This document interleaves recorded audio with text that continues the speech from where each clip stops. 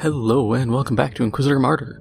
Last time we ended up just dealing with more Dark Eldar and talking about the new Renegade Guardsman and the new Chaos Ogryn.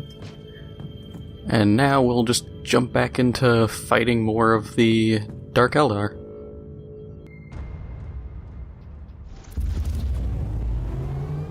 I have spent some time here, for reasons which are classified now.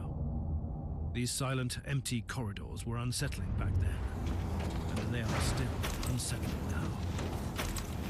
You are in the Bibliotheca district, Inquisitor. Silence and a lack of social interference qualify as desirable parameters. It's always a pleasure to share old memories with you. So it turns out I was wrong. We're done with the Dark Eldar. This is actually dealing with Chaos now. But I actually have some interesting news. Turns out this flew under my radar when I was covering all the Leagues of Votann stuff. And that is that another unit got announced. The Ironkin. Which, I mean, the name kind of already implies Ironkin. They're something of a robot. And they are. They are... I don't have a size comparison. The pictures are just them static. But it's pretty neat. We're getting robots, and based on the lore given, they're actually free thinking, which falls more in line with the Men of Iron, which is also really interesting considering, you know, the Dark Age of technology and how the Empire of Man went into a full-on war with their own robots because they decided to rebel.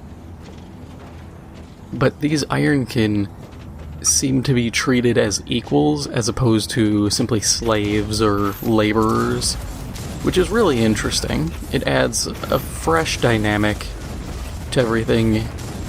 And like I had said before when speculating on weapons, these Ironkin, if they're built up big enough, could easily be kind of the heavy units.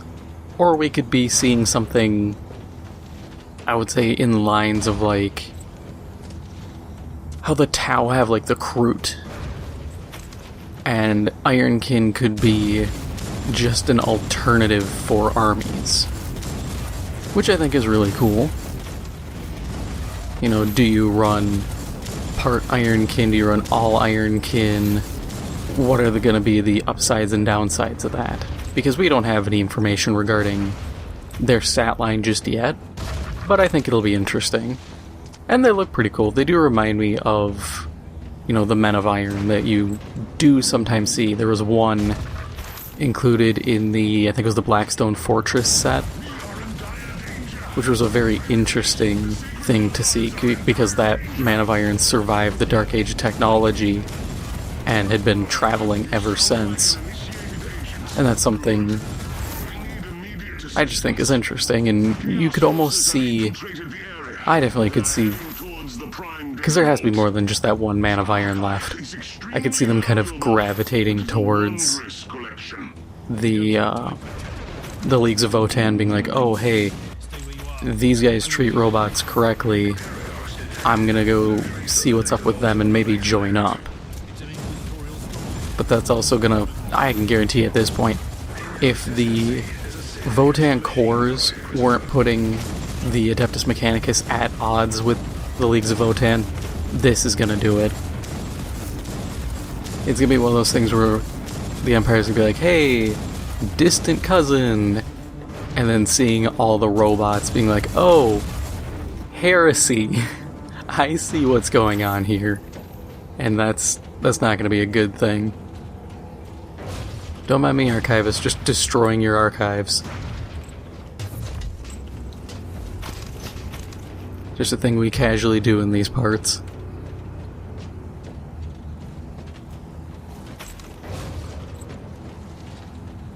Thanks to the Emperor, you made it. But I think it'll be cool. There's, like I said, there's a lot of potential, and knowing that robots are treated fairly, we could see a lot more stuff. I could even see potentially vehicles. And another interesting thing is the bodies of the Ironkin are actually, like, the Ironkin themselves see the bodies they use as something personal and important, as opposed to just a shell. Which is once again really cool to give them personality and individuality in that regard, instead of it just being like, oh yeah, we're just a computer program hopping suits.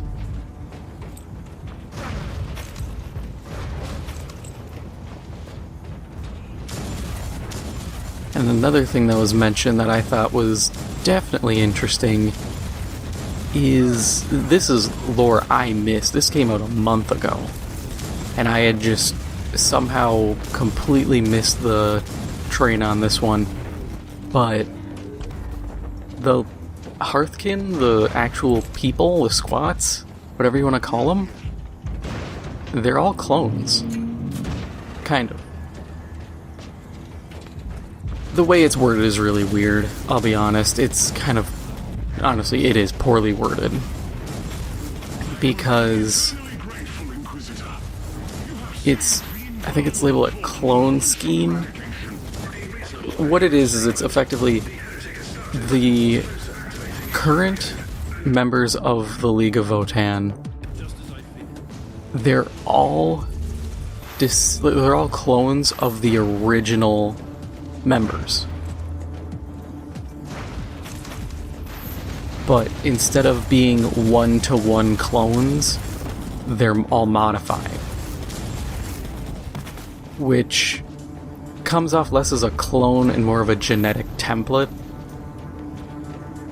At least it does to me.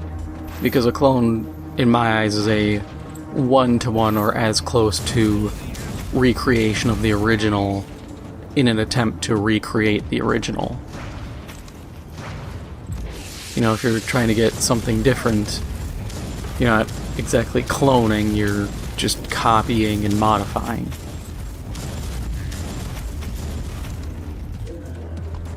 Either way, still interesting. And it explains how Necromunda is getting the... who's the Ironhead dwarves, Ironhead squats? You know, another group of miners for a new set. But it explains that away by saying, yeah, these guys are just another strand of clones. And everybody's kind of built for their own purpose. Which is really interesting. It completely flies in the face of the Empire, who's so puritanical that any variation is deemed heretical and must be expunged as quickly as possible.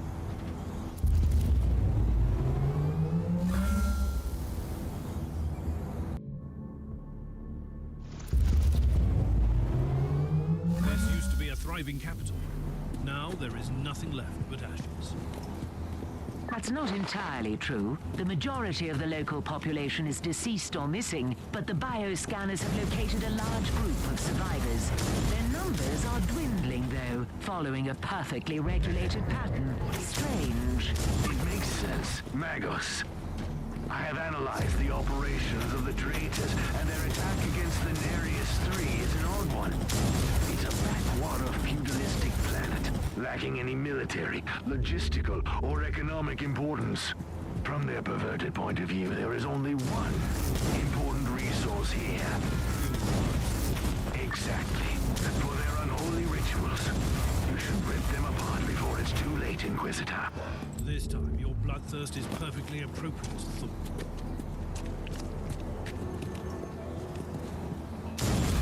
There's interesting things, more interesting things with the Leagues of Votann.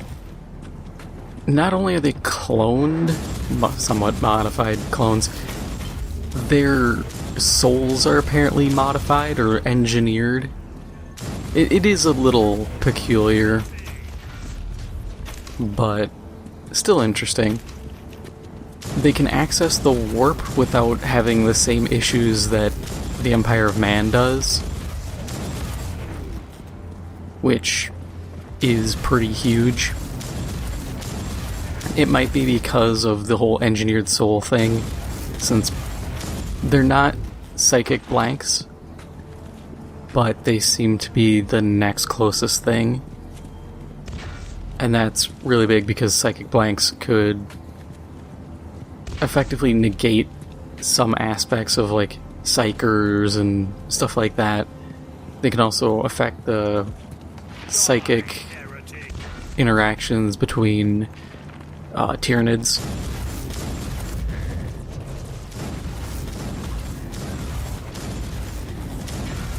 All in all, it's interesting. There's a lot that can be taken from it.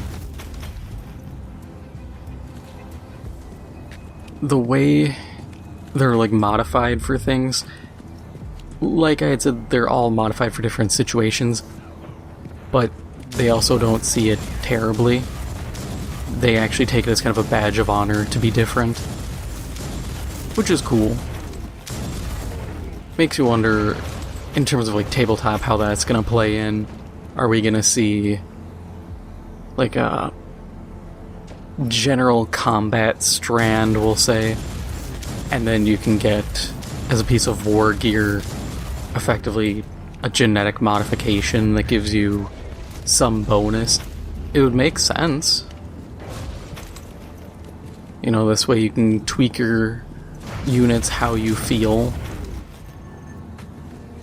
And it'll have to come with, you know, an upside and a downside, because if it's all upsides, I mean, you could do it, because it'll cost you points to actually modify them. But it'll be interesting.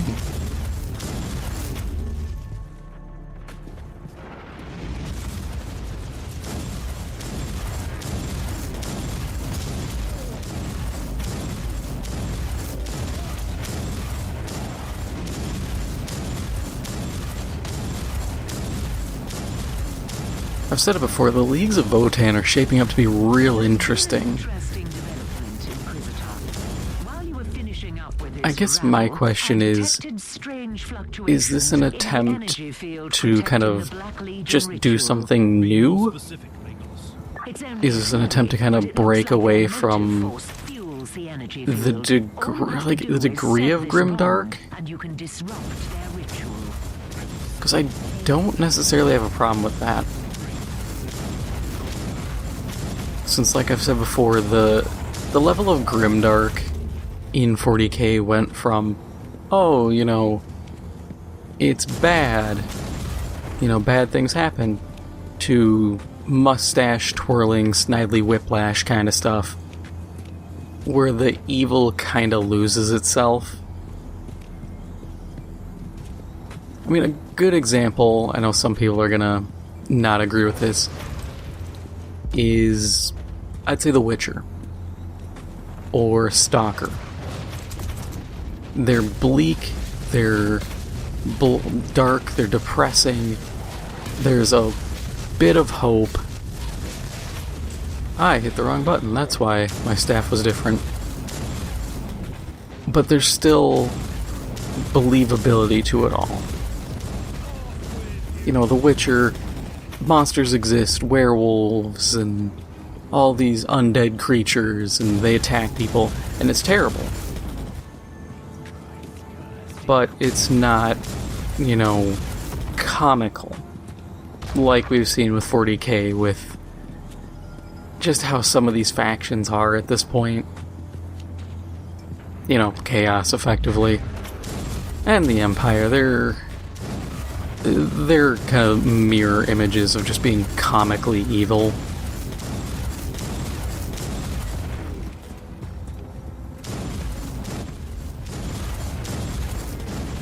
And I think kind of easing it up would be good. Look at, I'd say, even Warhammer Fantasy. It was grim, you could argue grim dark, but it didn't rely like super heavy on grimdark. For the most part, the big thing was fantasy. And I think 40K could even kind of lean into more sci-fi than grimdark. You can still have, you know, hey, life sucks for these people, hive cities are terrible, all this stuff. Those are staples of stuff like cyberpunk. both the game itself and the genre. It's fine to have those. Those are just kind of how things are. But making it reasonable.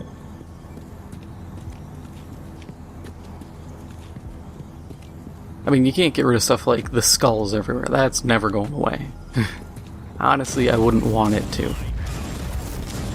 Walking through, like, a building in Hired Gun, and it's just like, oh yeah, welcome to the lobby, look at our skull pillars. These were made by artisans, and it's like, who the hell? This is a children's hospital. Why are there skulls everywhere?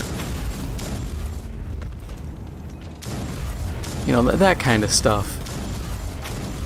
Where it's comical and it's so ingrained in the game itself, you can't get rid of it.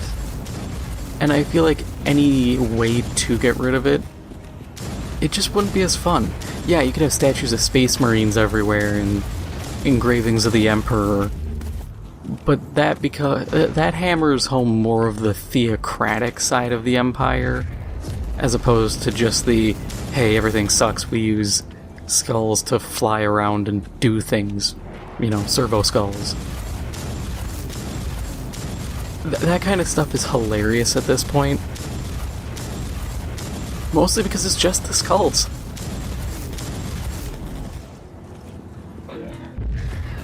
I feel like someone would have been like, hey, can we repurpose these bodies a little more? You know, give us a little extra to help make these. To clear up all this space, we just have graveyards full of headless bodies since we're ripping out skulls for every little, you know, servo skull that floats around. Or lean more into kind of the weird. One of the little pets you can have following you, instead of, like, I have the Commissar servo skull because it looks cool, but there's a creepy little cherub that looks like honestly, it's a little kid. And it's kind of creepy. Actually, it's very creepy. But the description explains it as a grown homunculus. And that's actually really awesome. You know, give me more of that. I want to see more leaning into kind of the mad science. Admittedly, that does start to step on Fabius Bile's toes. But I don't care. He pops into the story every so often just to explain away chaos getting some new thing. You know, he shouldn't have the whole market on mad science cornered.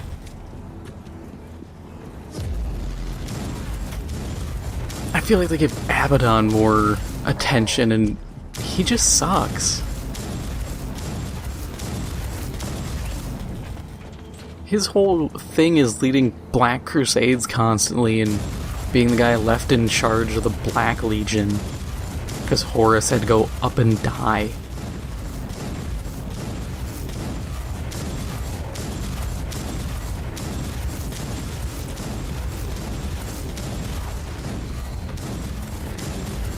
Man, now I really want that whole homunculus thing, because you could go real wild with it. Because, I mean, come on, it's the Empire. They don't care about people. They could easily be like, yeah, so we started growing homunculus troops just to help augment our military. Especially now, I keep saying it, there is a giant warp storm that bisects the Empire. If there were ever a time to go, yeah, I think we kinda need to augment our military, now would be it. Because even with the argument of, well, the Empire of Man, like the Astra Militarum, the Imperial Guard here, they got, honestly, at this point, have to have trillions of troops. I don't care. You know, they can probably use more. Especially when it seems like conflicts end where it's like, oh yeah, there was 10 Chaos Space Marines, and we managed to beat them. Our casualties? Well, like 3,000 guardsmen. Good news, Inquisitor. The energy Good field has odds. collapsed. You can now access the site of their rituals. Only a 300 to 1 expenditure. We'll pay the price for butchering this city.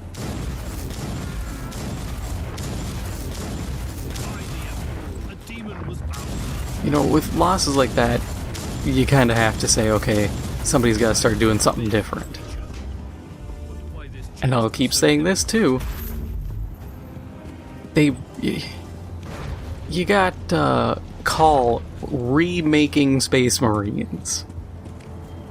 I'm sure he could find a way to, if you can grow a homunculus that flies around carrying stuff, you can grow a homunculus that can carry a gun. I hope. If you can dodge a wrench, you can dodge a ball. But I'd like to see that, be attempted. It'd be interesting. Yes, it would result in bloat, but then you just make him a sub-faction. The Imperial Creature Brigades. Okay, homunculus, I don't know, the Monkey Boys. They're all homunculi. Come up with something. Make it fun. Make it neat.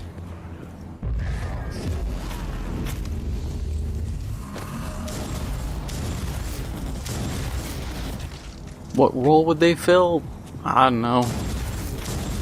I'm sure you could do something. Meat shields. That's my point. They can be meat shields. Meat shields for the meat shield army.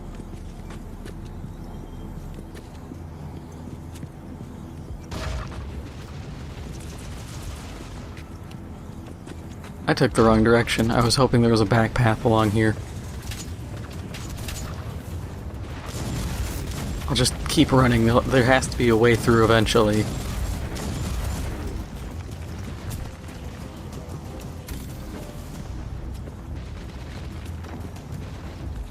I'm really starting to doubt there's a way around. Or there's a way in, except through the front. Yeah, I made a mistake.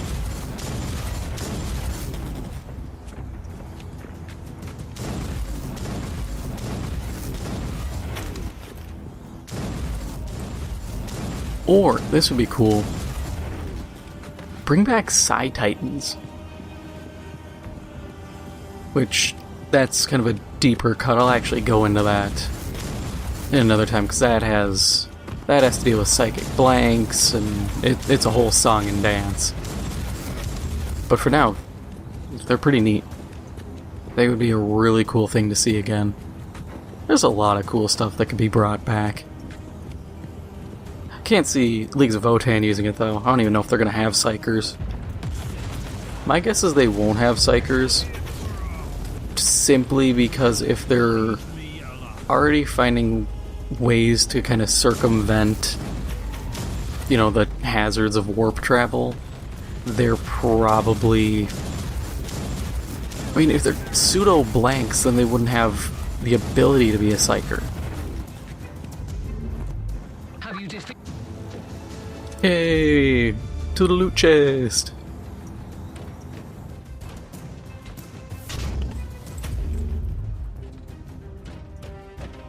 Okay, the loot chest wasn't that great, but whatever.